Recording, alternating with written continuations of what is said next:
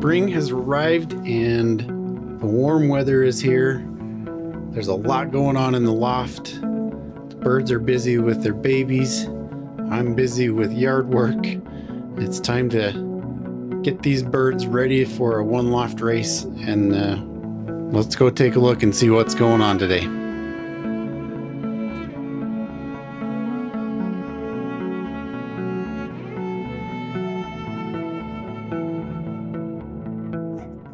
Hey, welcome back guys. This is Chris with Treasure Loft Racing Pigeons. Today we are shipping birds. Got a bunch of tips and tricks on how to do that, some ways to keep your birds healthy and safe as you ship them to your one-loft races or to friends. And I hope you stay to the end because I'll show you a bunch of stuff that might help you. And then, if you guys have any tips or tricks that I'm missing out on, let me know. Also, I have 77% of my viewers are not subscribed to my channel. I just hit the 500 subscriber mark, which I'm incredibly grateful for. Thanks for subscribing, those that have already done that. And those that are watching, if you haven't subscribed, just hit that button. It doesn't hurt anything and it helps me out a bunch. So our goal is to hit that usual 1,000 mark. So hit that button and stay tuned for this video. We'll show you a few things about how to ship a pigeon. All right, let's get started. All right, first thing I got is my birds. I've got them in a crate. One of the things that I do is when I put them in a crate, I always dump some plain safflower in the bottom so that when they're in these crates, they relate them to eating, and then down the road, they aren't as stressed when they're in there. So it's one little trick that I do. On the bottom, I have pine needles and the safflower.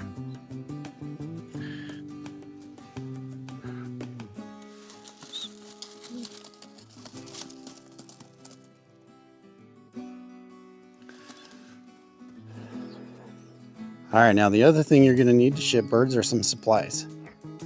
Obviously, you need boxes. I've got mine here. You need some bedding to go in the bottom.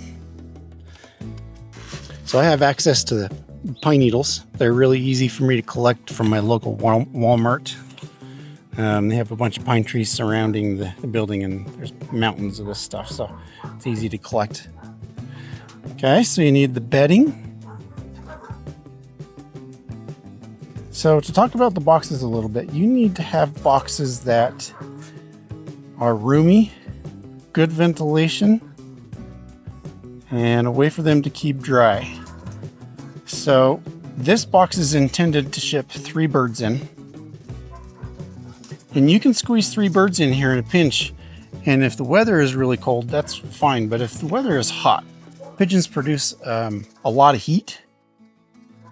And when they get boxed up in these things, the heat gets trapped and they get really hot in there. So you need really good ventilation and birds that are not overcrowded. I think in this box that's intended for 3 birds, more ideal. If the weather's at all warm, you'd want to do 2 at the most. So that's one type of box.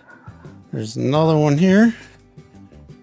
Everybody's seen these, long, slender. You can put a divider from corner to opposite corner. You can squeeze 2 birds in there. Again, if the weather is really hot, just put 1 in here. Last thing you want to do is overcrowd your birds and send them to a race and have them be completely overwhelmed with heat and exhaustion from the trip. So you're just shooting yourself in the foot. So just make sure they have plenty of room.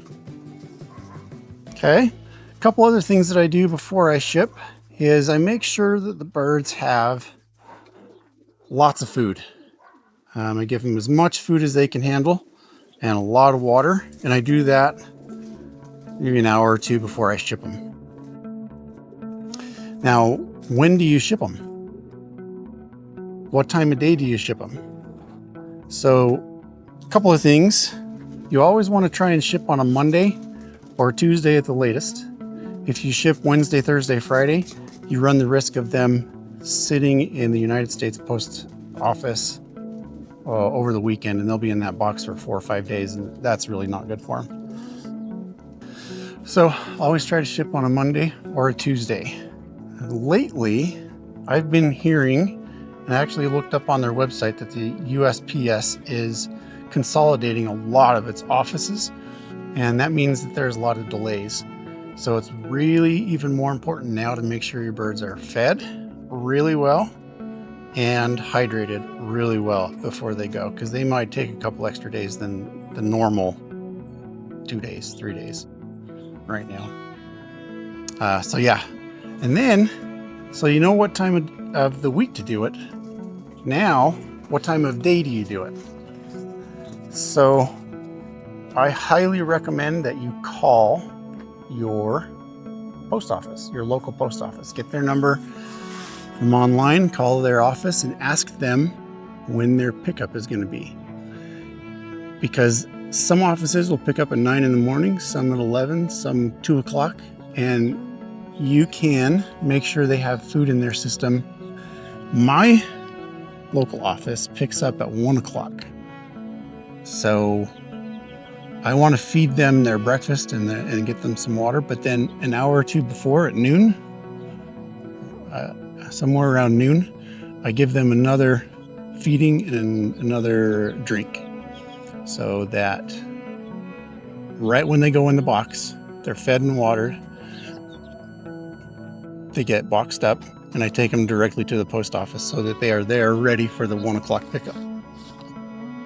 It's not that important to make it so close to the pickup, but if you miss the pickup, say your pickup is at 9 o'clock in the morning, and you take your birds and it's 10 o'clock, they're going to have to sit till the next day to the 9 o'clock pickup.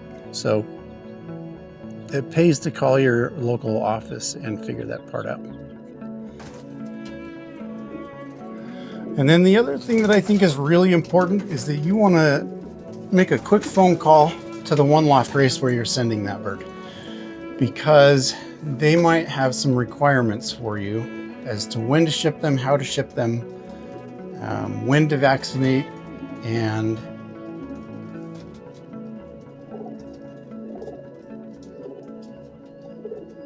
then at the same time, I think it's really important to call so that you can ask them a very important question. And that question is,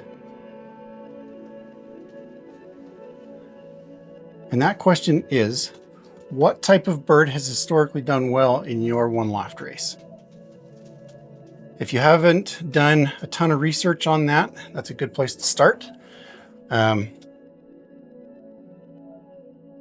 If you're new and you're picking a one-loft race for the first few years, if you're new and you're picking a one-loft race for the first couple of years and you don't know where to send them, just call the one-loft race manager and ask them what kind of bird has done well for them. If you need a bird that can sprint home super fast over flat ground without much wind, or if you need a more powerful bird, or a long distance bird, or a bird that can navigate canyons and mountain ranges, I think that's important. You have to know what kind of family you have. Of course, we all try to breed birds that can do it everywhere, but let's face it, that's quite difficult, and it is doable, but I think it's really challenging. So that's a question I think that's worth asking if you're new at this.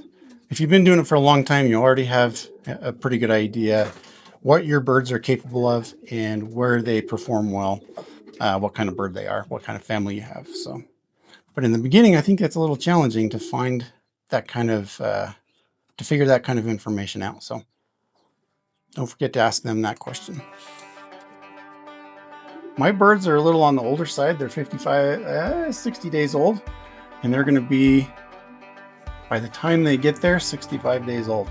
And I don't want to run the risk of them flying off. So I'm going to just clip the wings myself, and I'll show you how I do that. His recommendation was, if they're young birds, clip 1/4 inch off. If they're older birds, clip 2 inches off. So let's go do that.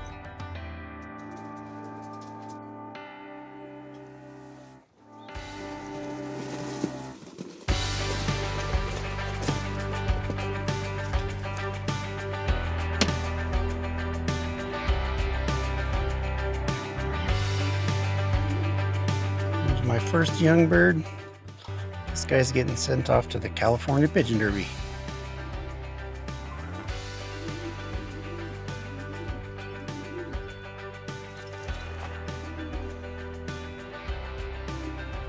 All right. So since these birds are a little older, I'm going to cut off right here, 2 inches of feather. Just like that. Nothing tough about that.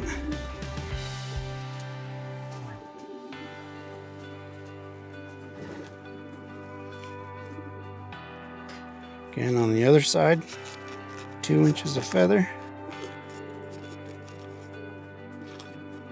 Of course, they said it wasn't hard, but now I'm making it look hard. There you go.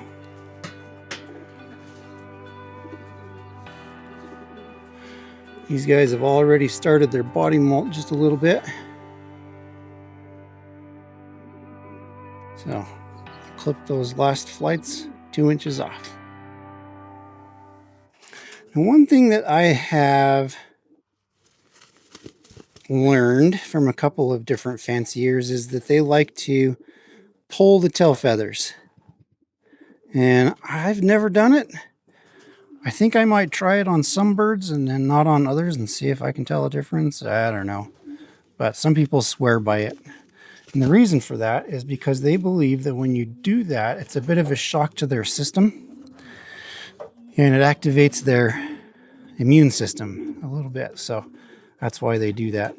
And then the other thing is it also stimulates the molt a little bit so that gets going. One of the things they said is to make sure that you don't pull the tail feathers until the first flight has dropped. And these guys have not had their first flight drop. So I'm going to hold off on that. So we'll see. But that's how I'm going to do it. These guys are going to go down in the box here. And they'll just go right in there. And then after I clip the wings on each one of these birds, as I'm putting them in the box, I'm giving them an ideal pill and yellow drops again. I do that a fair amount. I've never had problems with canker that I've ever noticed. But I'm doing the yellow drops as a preventative so that when they mix with all the other birds at the one-loft race, they don't have as... so that they don't run the risk of getting it as easily as they might. So yeah, ideal pills and yellow drops for each one of them. Well, here at the end, my battery to the camera dies, and I didn't realize it until after I'd had the birds all in the boxes and shipped and off to the races. So all I did was put them in the box and didn't overcrowd them. Made sure they had food and water and closed up the boxes and shipped them off. It's taken my birds 3 days to get from my local post office to the day that they get picked up at the one-loft race. So it was fairly smooth so far for me. All right, guys, did I miss anything? Do you guys have any things that you do that are different or that you might include or change for getting these birds shipped? Let me know. Make sure you subscribe and hit the like button, and we'll talk to you on the next one. Thanks, guys.